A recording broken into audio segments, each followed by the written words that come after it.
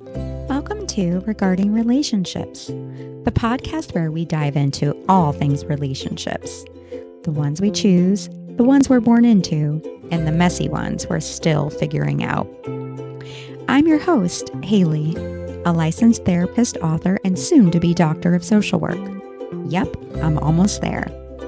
I've spent years working with individuals, couples, and families, and I've seen firsthand what brings us closer and what pushes us apart. Together, we'll explore the mess and magic of human connection. And welcome to So, Why let's get Talking into it. Won't Work with a Narcissist. I'm your host, Hayley, and thanks for being here today. So I have a question for you. Would you try to fight off a hungry bear by having a reasonable conversation with it? Probably not. And why is that? It's because talking wouldn't work. You already know that strategy would fail. The bear is bigger, stronger, faster, and by the way, bears don't speak. So you wouldn't waste your time or energy trying to reason with it. You would be better off focusing on protecting yourself instead, right?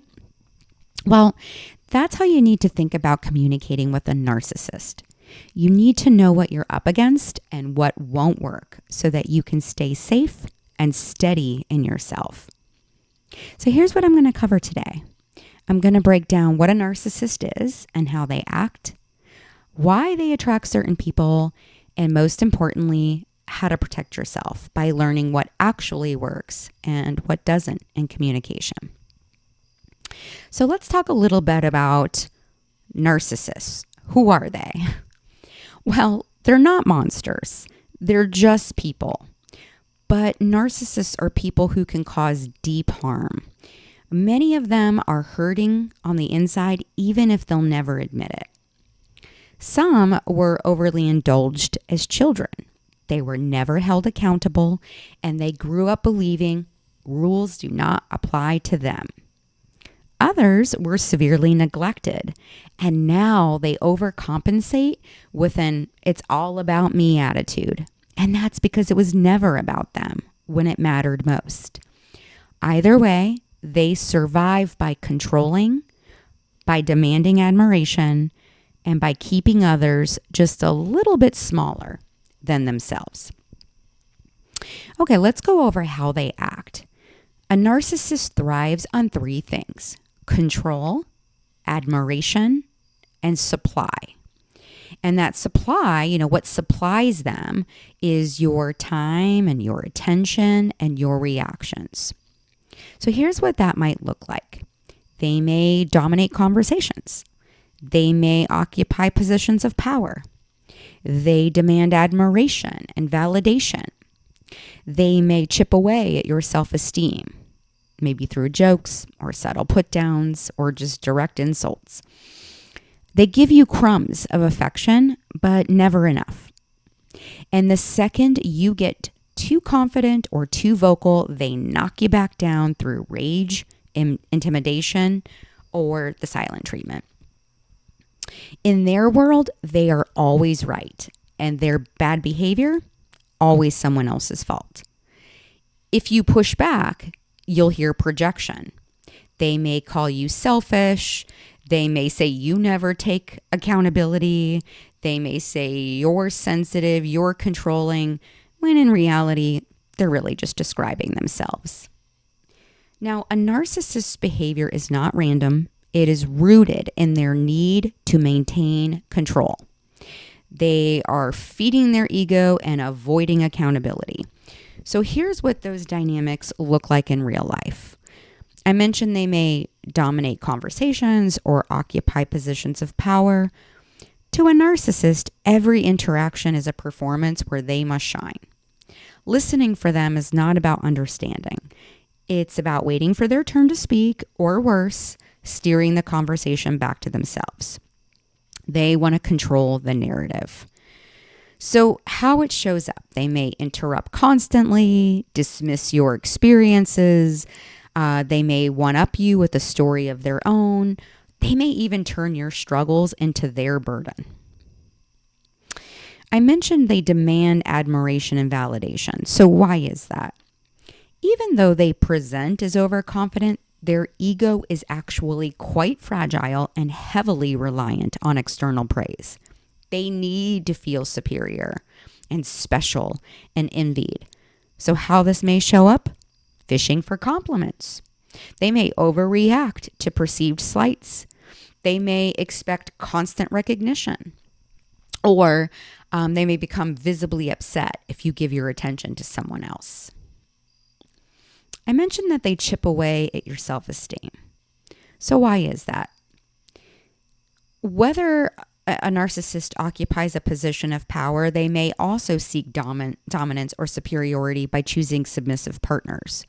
So they want to keep you uncertain and insecure. This is going to make you easier to control.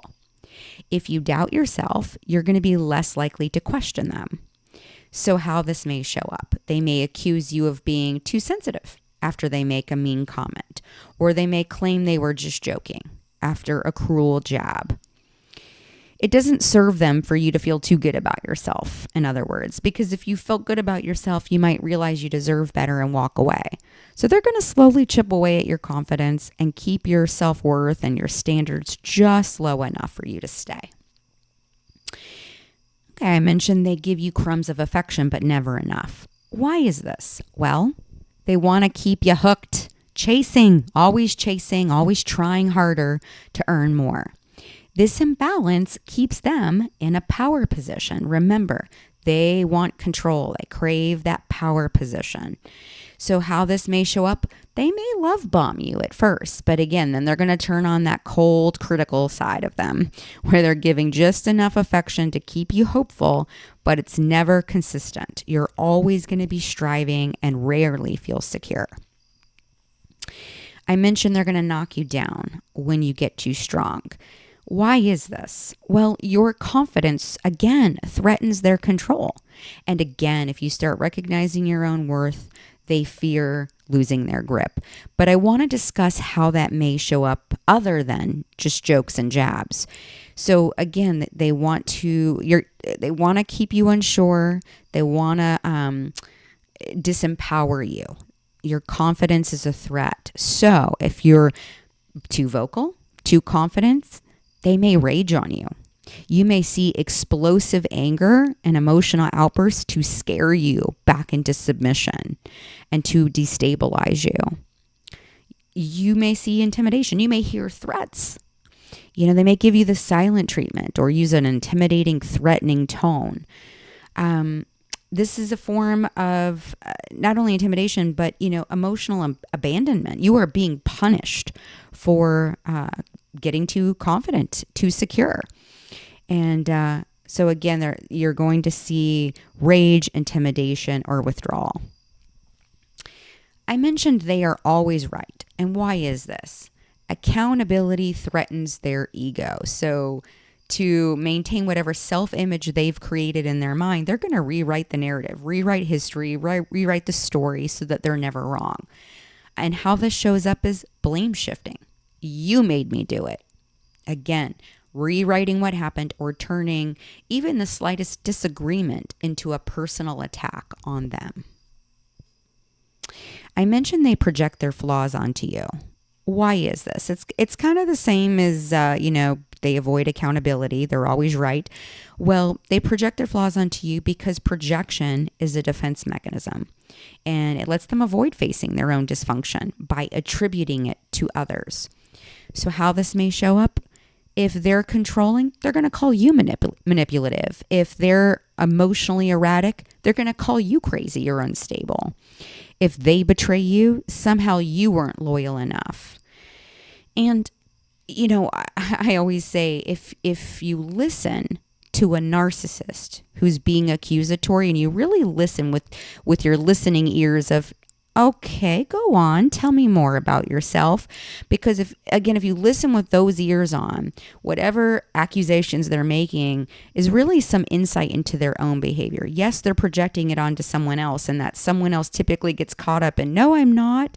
You have me all wrong. But instead, if they were to listen through the ears of, you're really just, showing me who you are. Tell me more. Go on. It's quite interesting. So keep that in mind. I want to talk about imbalance because imbalance is a theme that shows up in every corner of a relationship with a narcissist. So, one major way this shows up is the power imbalance. Remember, narcissists crave power. And so the dynamic is going to be inherently built on imbalance of effort, empathy, accountability, and emotional safety. And here's how that plays out. There is going to definitely be an imbalance of effort. If you're involved with a narcissist, you will be the one constantly trying to fix things, trying to communicate, trying to be enough. They will rarely meet you halfway. And if they do, halfway is too far. Halfway will be short-lived, and it will be followed by more blame. They will resent you for having to meet you halfway. You will be the one working for love. They'll just sit back and expect it. You'll be the one working for respect. They'll just sit back and expect it. So the result is you stay in a cycle of overgiving while they just comfortably underdeliver. There's going to be an imbalance of emotion. Your feelings will be too much. You're too sensitive. You're irrational. Get yourself under control. But their emotions, well, you're responsible for those too. If they're angry, it's your fault. So you are taught to regulate your emotions and theirs, while they take no responsibility for either. If they hurt your feelings, that's your fault. You're too sensitive. If they got angry, that's your fault. You push their buttons. So you are taking on all this responsibility. And what happens is you learn to suppress yourself to keep the peace, while they get to freely express themselves, often destructively. We talked about accountability. There's going to be an imbalance of accountability. You will apologize first. You will be the one to reflect and promise to do better. They, on the other hand, will deflect, deny, and blame. Their mistakes will be minimized or reversed onto you, and you're going to carry the emotional labor of fixing problems that they often create. So the result is that you start walking on eggshells while they get to walk away from accountability. And of course, control. There's an imbalance of control. They get to decide. You will be at their mercy, the mercy of whatever mood they're in, whatever decision they make. There's just always this unspoken rule of, hey, if you're going to be with me, you better adapt or you're going to pay. So keep that in mind. What ends up happening is you're going to slowly lose your sense of self and agency while they maintain control through their unpredictable behavior. And this works for them. This imbalance is not accidental. It's intentional because it's going to keep you focused on them. It's going to keep you unsteady.